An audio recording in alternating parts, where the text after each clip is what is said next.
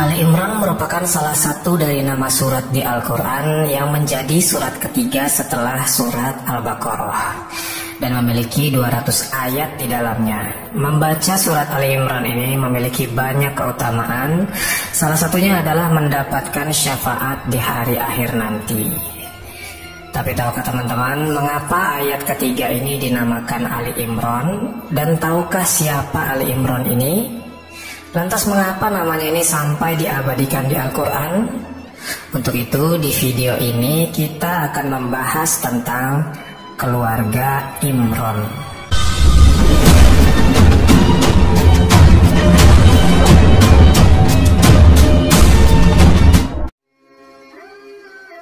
Bismillahirrahmanirrahim.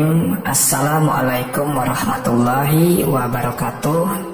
Sobat Jazirah Ilmu yang dimuliakan Allah, semoga kita selalu dalam keadaan sehat walafiat.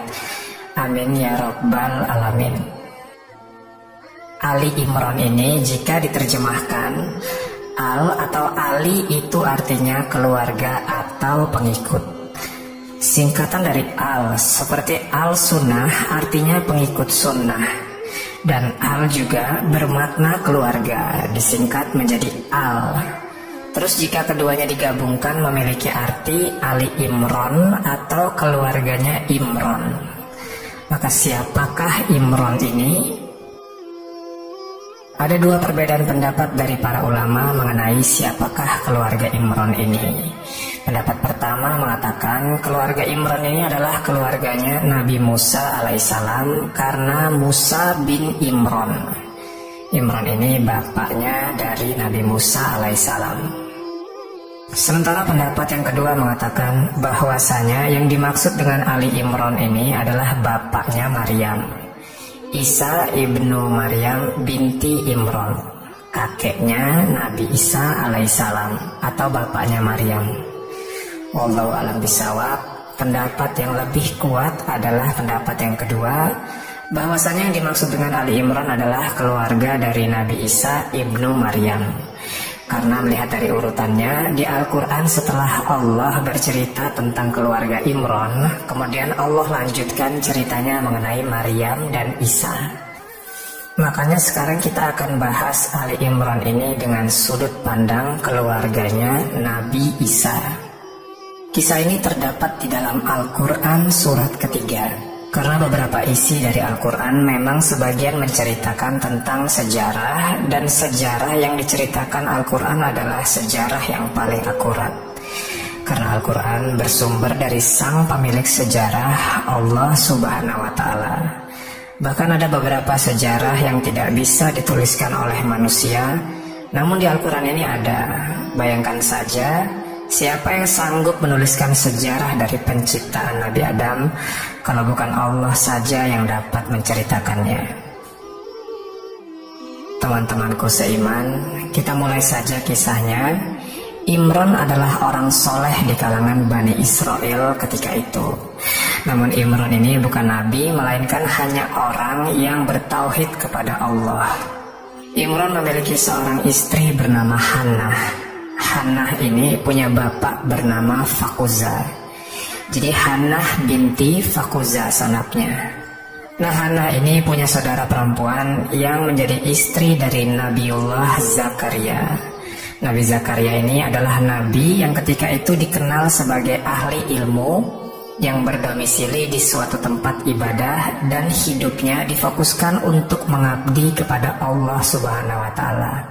Yang waktu itu ahli ilmu ini tugasnya mengurus tempat-tempat ibadah, sehingga dari garis keturunan ini Hannah ini adalah iparnya dari Nabi Zakaria. Suatu hari ketika Hannah sedang berteduh di bawah sebuah pohon, ia melihat ada induk burung yang sedang memberi makan anaknya. Dari sinilah timbul hasrat dari Hannah ingin punya anak lagi. Lantas Hannah berdoa kepada Allah untuk diberikannya keturunan. Perlu diketahui teman-teman, ketika Hannah minta diberikan keturunan kepada Allah, saat itu ia usianya sudah sangat tua dan sudah tidak mungkin lagi untuk punya anak, dikarenakan sudah dalam masa menopause, sudah tidak haid lagi. Namun setelah Hannah selesai berdoa, saat itu juga Allah langsung mengabulkan doanya tersebut. Hingga pada akhirnya Hannah pun langsung haid. Setelah ia selesai masa haid, kemudian suaminya menggaulinya dan hamillah si Hannah ini. Ketika dalam masa kehamilannya, Hannah berdoa kepada Allah, "Ya Rob, aku bernazar kepadamu, apa yang ada di dalam perutku ini akan menjadi seorang lelaki atau pelayan di Baitul Maqdis." Yang dimaksudkan dengan pelayan adalah seorang pengurus atau alim ulama untuk Baitul Maqdis. Jadi sebelum anaknya dilahirkan, Hannah sudah menyerahkan anak tersebut untuk hanya fokus dan meninggalkan segala sesuatu yang berbau dunia dan senantiasa hanya beribadah kepada Allah saja selama hidupnya. Inilah ungkapan rasa syukur Hannah kepada Allah karena bisa mengandung dan akan segera mempunyai anak. Tatkala suatu hari lahirlah anaknya Hannah ini. Namun yang lahir bukanlah anak laki-laki, melainkan seorang anak perempuan, dan Allah takdirkan sebelum anak ini lahir, suaminya Hannah yang bernama Imron ini meninggal dunia. Maka ketika bayi itu lahir, ia langsung menjadi yatim.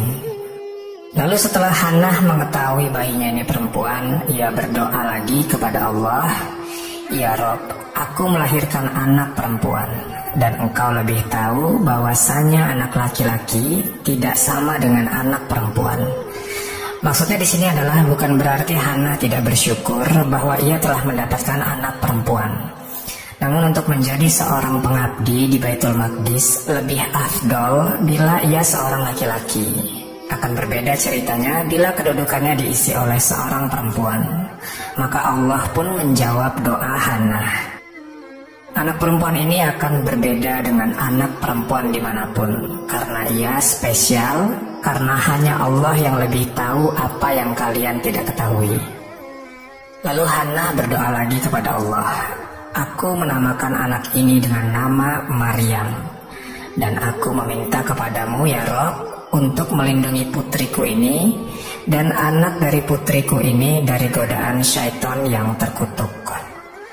Sebab doa inilah makanya Maryam ini ketika dilahirkan tidak menangis.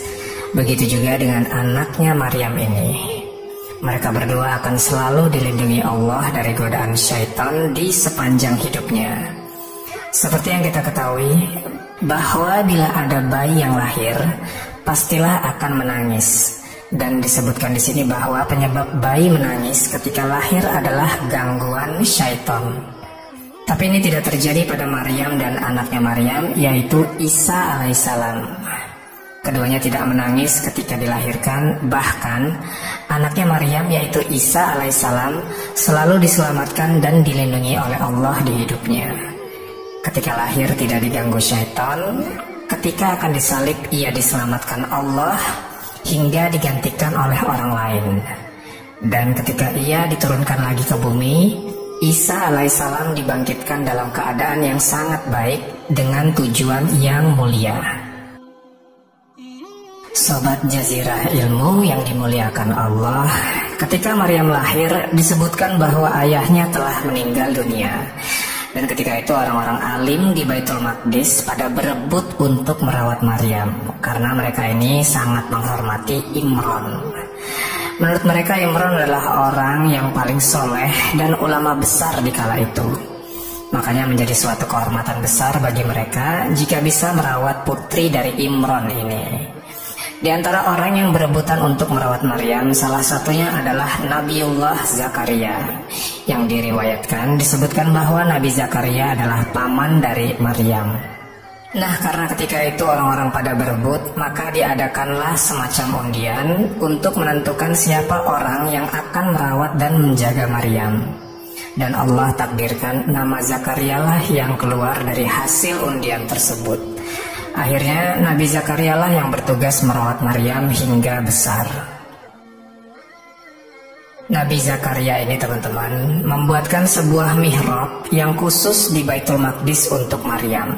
Mihrab di sini dimaksudkan sebuah space khusus untuk beribadah, Tempatnya dibuat agak tinggi sehingga kalau ingin masuk ke dalam mihrabnya Maryam ini harus menaiki beberapa anak tangga. Jadi semacam tempat ibadah dan sekaligus menjadi tempat tinggalnya Maryam. Kesehariannya Maryam selalu berada di dalam mihrabnya. Makanya ia selalu terjaga auratnya dari siapapun yang hendak melihatnya. Maka tak satupun orang yang bisa berjumpa dengan Maryam saat itu kecuali Nabi Zakaria. Ya karena Nabi Zakaria lah yang diberikan amanah untuk merawat Maryam. Jadi setiap hari Nabi Zakaria mengantarkan makanan untuk Maryam di mihrabnya. Tapi setiap kali Nabi Zakaria ini ingin meletakkan makanan yang diantarnya itu, selalu ada makanan di wadah tempat Zakaria biasa meletakkan makanan yang akan diantarnya. Maka Nabi Zakaria pun heran karena tak ada seorang pun kecuali dia yang bisa masuk ke dalam mihrabnya Maryam.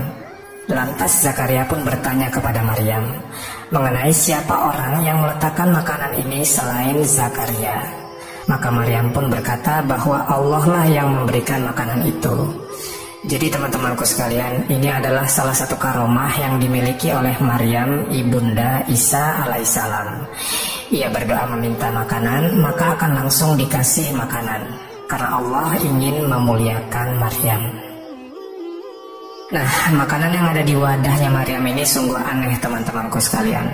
Contohnya pada saat musim panas, di wadah makanan Maryam ini ada buah-buahan dari musim dingin. Terus ketika tidak sedang dalam masa panen pada buah-buahan tertentu, tapi di wadahnya Maryam ini malahan ada buah itu. Sedangkan dicarinya saja sangat sulit, dikarenakan tidak sedang dalam masa panen. Jadi begitulah Allah menunjukkan kekuasaan dan kasih sayangnya kepada hambanya. Seiring berjalannya waktu, Maryam tumbuh menjadi dewasa. Seumur hidupnya ia habiskan untuk beribadah kepada Allah dan tidak menikah. Seluruh masyarakat di Baitul Maqdis tahu bahwa Maryam adalah wanita yang sangat soleh dan senantiasa menjaga kemaluannya. Hingga pada suatu hari ketika Maryam sedang keluar dari kota Baitul Maqdis hendak melakukan suatu ibadah, Allah mengirim malaikat Jibril dengan menjelma dalam bentuk laki-laki yang sangat tampan dengan maksud untuk menggoda Maryam di suatu tempat yang sangat sepi, yang bahkan bila Maryam melakukan perzinahan dengan laki-laki ini, maka tak ada seorang pun yang melihatnya. Namun karena kesolehan dan sifat takutnya kepada Allah, Maryam berkata kepada laki-laki ini, "Aku berlindung kepada Allah dari gangguanmu. Hendaknya kau bertakwa dan takutlah kepada Allah Subhanahu wa Ta'ala." Namun sesungguhnya laki-laki tampan itu adalah Jibril yang diutus oleh Allah. Malaikat Jibril pun berkata kepada Maryam, "Sesungguhnya aku adalah utusan Allah yang akan menghabarkan bahwasanya kamu sebentar lagi akan memiliki anak." Jika dipikir secara logika, bagaimana bisa ada seorang wanita yang tidak menikah dan senantiasa menjaga kesuciannya bisa punya anak? Namun apa saja bisa atas izin Allah Subhanahu wa Ta'ala. Maka akhirnya Maryam pun hamil. Tentunya ini adalah ujian yang sangat berat untuk wanita solehah yang selalu menjaga pandangan dan kesuciannya terhadap laki-laki. Bayangkan saja teman-teman, Maryam ini wanita solehah, anak dari imam besarnya Baitul Maqdis. Lama tak ada kabar, tiba-tiba muncul terus dalam keadaan hamil. Dan ia bingung bagaimana ia menjelaskan kepada orang-orang Baitul Maqdis nantinya. Karena kondisi kehamilannya ini, Maryam pun pergi menjauh dari orang-orang karena masih tak tahu harus berkata apa tentang kejadian ini. Akan banyak orang yang tidak percaya apa yang ia ceritakan mengenai kejadian sebenarnya tentang peristiwa kehamilannya. Seiring berjalannya waktu, ketika Maryam sudah hampir tiba di masa-masa melahirkan, ia merasa kelaparan dan kehausan ketika itu. Dan Allah menyuruh Maryam untuk menggoyangkan sedikit batang pohon kurma yang ada di dekatnya. Diguncangkanlah pohon kurma tersebut, maka kurma-kurma yang ada di pohon mulai berjatuhan dalam jumlah banyak. Jika dilogikakan, pohon kurma ini kan besar dan punya batang yang tinggi. Orang biasa pun tidak akan sanggup untuk mengguncangkannya hingga kurma di pohon itu bisa jatuh. Apalagi seorang perempuan yang sedang hamil, tentunya berbeda tenaganya dengan orang biasa yang tidak sedang hamil. Dan maka kalau mau kurma ya harus naik ke atas pohon kurma. Tapi sekali lagi Allah ingin muliakan hambanya untuk menjaga Maryam dan anak di dalam kandungannya. Maka pada suatu hari lahirlah anak yang dikandung Maryam, berjenis kelamin laki-laki tanpa menangis karena doa dari Hannah ibunya Maryam tadi. Akhirnya Allah menyuruh Maryam datang ke kaumnya. Maka Maryam pun pulang ke Baitul Maqdis sambil menggendong anaknya. Dan Allah perintahkan, jika ada seseorang yang bertanya kepadamu tentang anak ini, maka diamlah. Jadi di sepanjang jalan pulang ke Baitul Maqdis, Maryam ini dicerca dengan orang-orang yang tak sengaja bertemu dengannya. Wahai Maryam, ayahmu seorang imam besar dan ibundamu bukan seorang pezina. Mengapa engkau melakukan kemungkaran yang luar biasa? Maryam pun diam dan tidak menanggapi cercaan orang-orang itu. Ia pun terus berjalan menuju Baitul Maqdis. Sesampainya di Baitul Maqdis, orang-orang mengerumuni Maryam dan bayi yang ia gendong. Maka mereka kebingungan dan gak sedikit dari mereka yang memiliki stigma negatif mengenai Maryam. Ya gimana bisa seseorang wanita soleh yang tidak menikah menghilang beberapa bulan tiba-tiba ketika pulang sudah punya anak? Tentu saja orang-orang beranggapan di luar sana Maryam melakukan kemungkaran. Nah, di kejadian ini Maryam pun bingung. Ia tak tahu harus berkata apa. Bahwasanya jika ia berkata anak ini adalah pemberian dari Allah, maka tak satu pun dari mereka akan percaya. Disinilah Allah menunjukkan kekuasaannya. Tiba-tiba bayi yang berusia baru beberapa hari ini berbicara. Ia berkata, "Aku adalah hamba Allah. Ia telah memberikan kepadaku kitab Injil dan ia telah menjadikan aku seorang nabi. Ia telah menjadikan aku orang yang berbakti di mana saja aku berada. Dan ia mewajibkan aku sembahyang dan membayar zakat selama aku hidup. Dan ia menjadikan aku seseorang yang berbakti kepada ibuku. Dan ia tidak menjadikan aku orang yang sombong. Serta keselamatan atasku pada hari aku dilahirkan, dan pada hari aku akan mati, dan pada hari aku akan dibangkitkan dalam keadaan hidup." Dan perkataan inilah yang membantah bahwasanya Nabi Isa bukan anak Tuhan, apalagi yang menganggapnya sebagai Tuhan. Nabi Isa adalah manusia sama seperti kita yang diwajibkan sembahyang dan membayar zakat. Bayi ini yang kelak akan menjadi seorang Nabiullah yang senantiasa bertauhid dan di akhir zaman akan dibangkitkan untuk membunuh Dajjal. Insya Allah di lain kesempatan kita akan membahas kisah hidup tentang Nabi Isa di video yang berbeda.